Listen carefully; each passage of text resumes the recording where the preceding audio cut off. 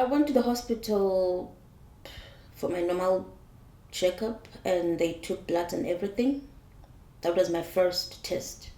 Um, and then the following day, I got a call to urgently come to the hospital. And I thought, oh, something is wrong with my baby. And when I got to the hospital, I go into this room and I find these people. It was about 5 doctors in there. And they said, you know why we called you here? And I said, no. And they just said, boom, on me, you're HIV positive. And I was puzzled at first, like, how me, HIV? And then the first question I asked was, is my child going to be okay? And they said, yes, we will put you on medication and that will protect your child from contracting HIV and that will help you maintain your HIV. The United Kingdom has a total population of 66 million people. Research shows that 1 in 12 people living with HIV in the UK do not know that they have the virus. The thought of her unborn baby is what kept Lebo going days after finding out she was HIV positive. I can't even tell you what kept me going. I think the fact that I was excited that I'm going to have a child because I had lost a child before that.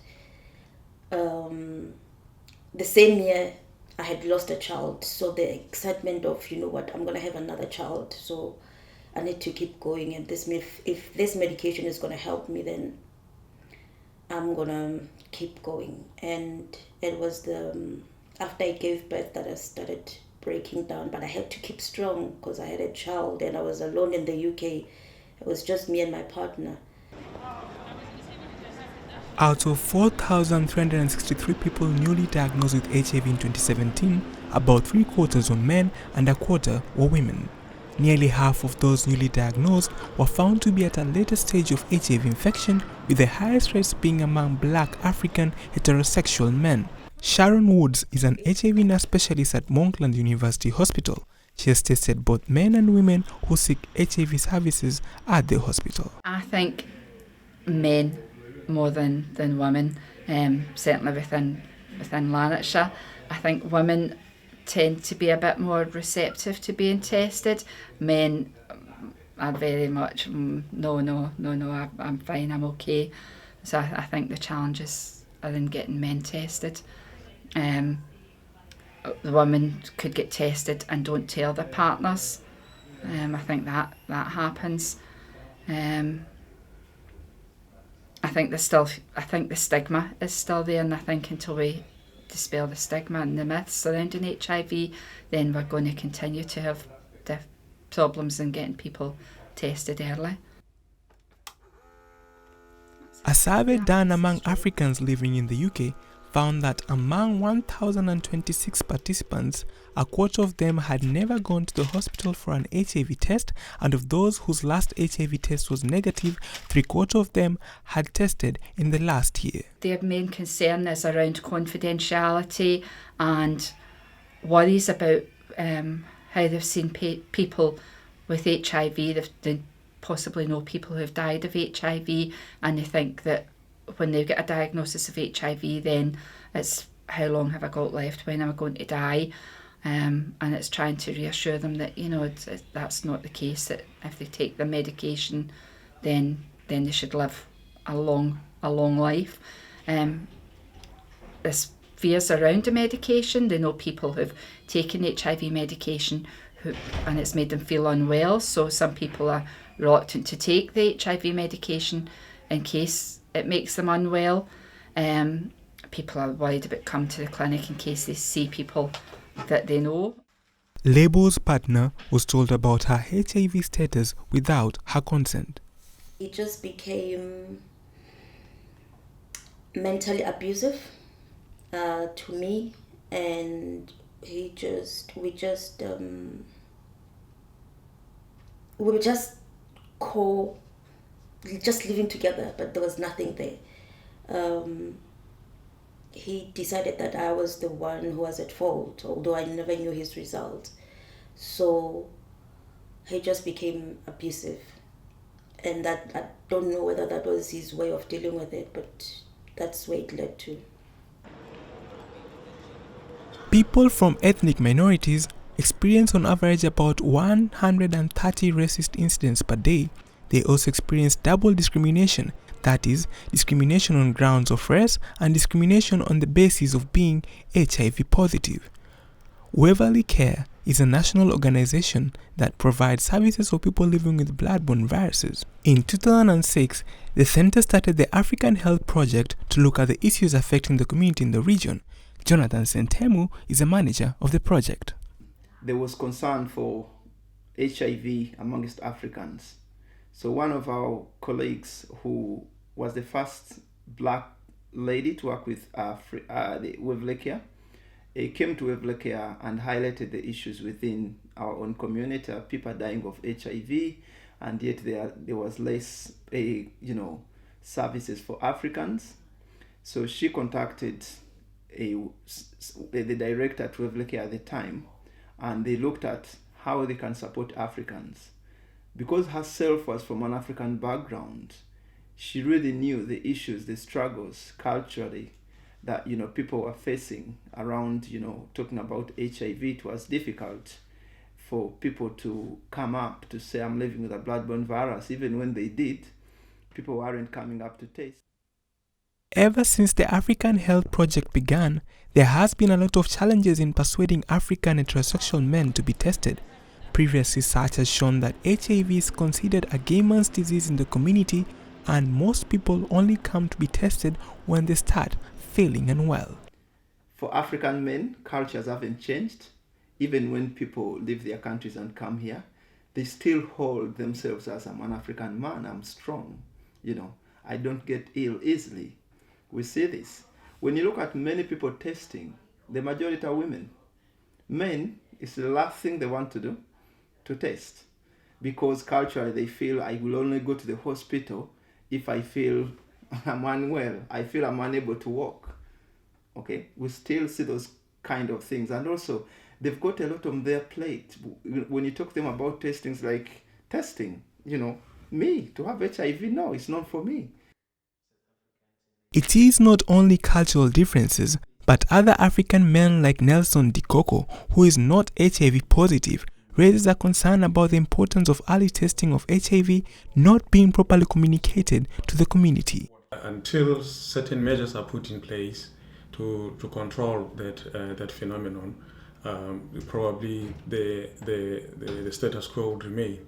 And one of the reasons is, number one, people don't have any incentive or anything that pulls them or that pushes them to go and test for HIV and AIDS, and so there is no benefit in testing. So whether they test or not, it doesn't help. Not only just incentives, but also the media coverage showing the challenges facing the NHS prevent some people from getting HIV tests. Recent reports released in 2019 show that the average wait for one to get a routine GP appointment in the UK has risen above 2 weeks for the first time. This might not necessarily be the case for HIV treatment, but many use this as a basis for not seeking HIV tests. Patrick and Oscar, who are also not HIV positive, believe these challenges are some of the barriers to early HIV testing. I went to see the doctor and asked if I can get tested for HIV, and then he said I need to book another appointment to see a nurse who's going to test me for HIV. So I had to go back home. I booked another appointment immediately for, I think the next available slot was in a week or so. Yeah, in just slightly less than a week, 5 days or 6 days. So that put me off, because I was expecting to go into the doctor's office and get tested immediately. But I was told to go back and come back again for the test. The UK, there's not much even testing centers like you. In Nairobi, you would walk every street, there are say 2 or 3 testing centers. In the UK, it is not as much, and mainly you have to do it with the GPs, and there's a whole process to do that. It's not like you just walk into a VCT and get tested and walk away. So that could also be contributing to the low detection rates here. With so many men learning about their HIV status late, Lebo recalls how her husband never wanted to go for an HIV test until one day she decided she had to do something to help. One day he came to my house and I said, there is something wrong with you. You need to go get tested. And he said, no, there's nothing wrong with me. And I said, you know what, you cannot live alone like this. You are looking very weak. Please go to the GP and go get tested. He said, no, I'm not going to get tested. But when he got to the GP, for some reason, the GP suspected and tested him. And he was HIV. But it was a really late stage. His CD4 count was 4. And his viral load, I can't remember, it was more than about 1 million or something. So he started treatment. But when I took him to the hospital, because from the GP was advised to go to the hospital, I'm the one who took him to the hospital. And that's when he collapsed at the hospital, and then they had to take him to another big hospital where he was admitted. Ideally, the HIV viral load needs to be less than 40 and the CD4 count be above 200 for the immune system to be able to fight other infections. Aside from his CD4 count being low, Lebo's husband had now also been diagnosed with lung cancer. After he came out of the hospital, I said, come and stay with me, I will look after you. But it was a bit too late. And then he took his medication. He went through chemo when they found out. And then he survived the first year, but the second year he had a breakdown because the chemo was interacting with his HIV medication. So by the time they realized that they have to change the chemo, I was a bit too late. He was admitted again.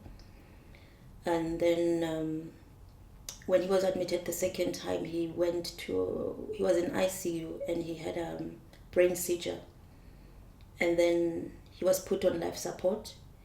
And then when he was on life support, he was getting his HIV medication through the drip, and they were trying to give him another type of medication for his cancer, but it was not working. So within a week, he started, his kidney started to go as well, so he was put on dialysis. And within a week, they gave me a day to think about switching off life support. Then I called his family. Of course, they said no, but he was just not there anymore.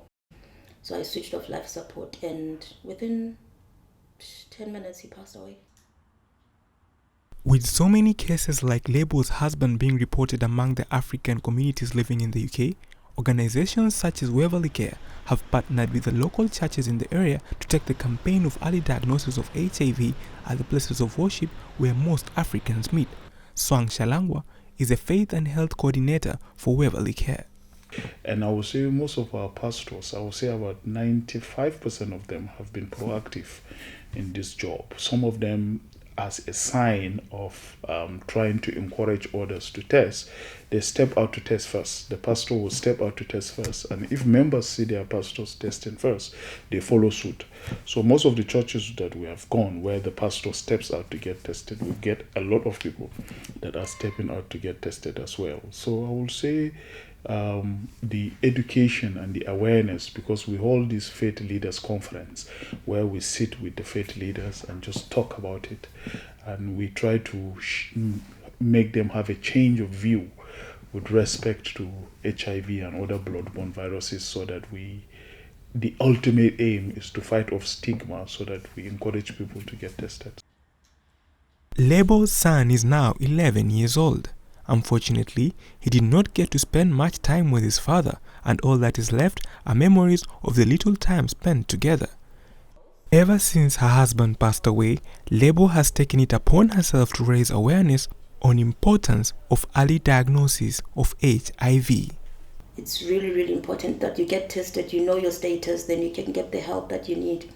Because once it's too late, like my partner, it's just too late. The NHS can try to help you as much as they can, but if it's too late, it is too late.